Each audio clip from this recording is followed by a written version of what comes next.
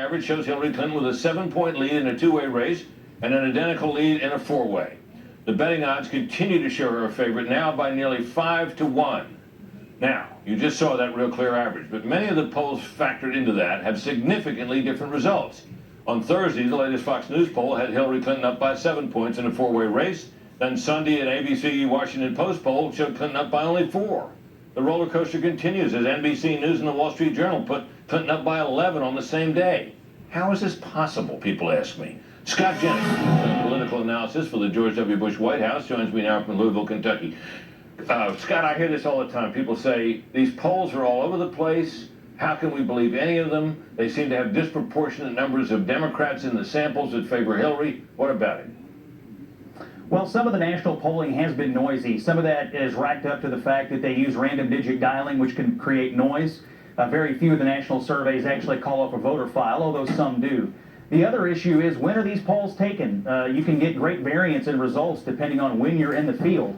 The final issue, I would say, is that margin of error is not a joke. Margin of error matters a lot, and so if they say their poll is a margin of error of 3 or 3.5 points, that's on each candidate's number. And so you can get some variance in these surveys, and that's why most statistical analysts will tell you, trust the polling averages, and right now the averages point to a Hillary Clinton lead in this race.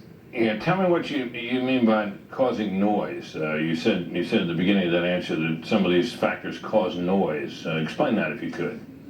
Sure, if you're using random digit dialing, you're calling up random people and asking them if they're going to vote, and you don't actually know whether they're registered to vote or not. They can tell you they are, and they can tell you they may have voted for Romney or Obama in 2012, but that doesn't make it true, and a lot of people don't want to admit they voted for a losing candidate, or maybe they don't want to admit that they aren't registered to vote at all. And so random digit dialing is something that most campaigns don't do anymore. Most campaigns call directly off the voter file, because then you can actually guarantee you're speaking to someone who's actually got a chance to vote in the election.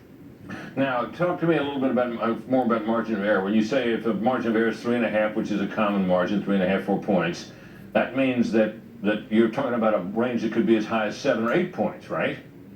That's exactly right, and that margin of error is on each candidate's number. The margin of error is actually higher on the difference of the two candidates. It's like 1.5 times what the difference is. And so you see a number that says Hillary Clinton is winning 50-45. Well, she could be anywhere from 47-53, and Trump could be anywhere from 42-48. And so a margin of error means something, and it means the candidates are likely to get in that range. And that's why you might see an ABC Washington Post at +4 and somebody else at +11, because the margin would account for most of that variance. Now, we recently, one of our recent polls had Secretary Clinton up by a couple points. And then we came along some days later, things had happened in the interim for sure, and we had her up 7. And people looked at the two polls and they said, well, wait a minute. In the sample there, the Democrats were polled by, or +2. They were 2 percentage points more than the Republicans in that poll. And when you came to the next poll where she was up 7, it was Democrats +9. So doesn't that explain the result and make it clear that it's simply because you oversampled Democrats? Well, it's a good question, and people are right to ask questions about polling, but in this case, it's not a good metric to unwind a poll. Party registration, or self-identified party registration, is not something we have a national database on.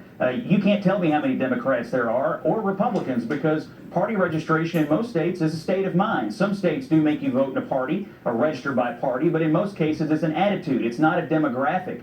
And so the truth is, in most presidential elections since the 1950s, Democrats have had a slight, or in some cases enormous, party identification lead over Republicans, but it hasn't always meant that Republicans lost. In 1980, Democrats had a registration ID of +15, and we know Ronald Reagan won. Democrats led in 84 and 88, and Republicans won.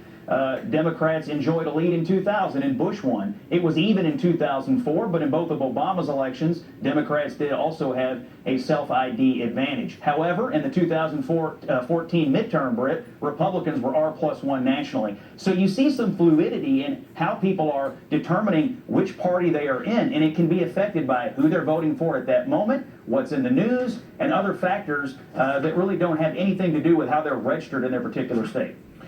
Very helpful, Scott. Thanks very much. Right now, Donald Trump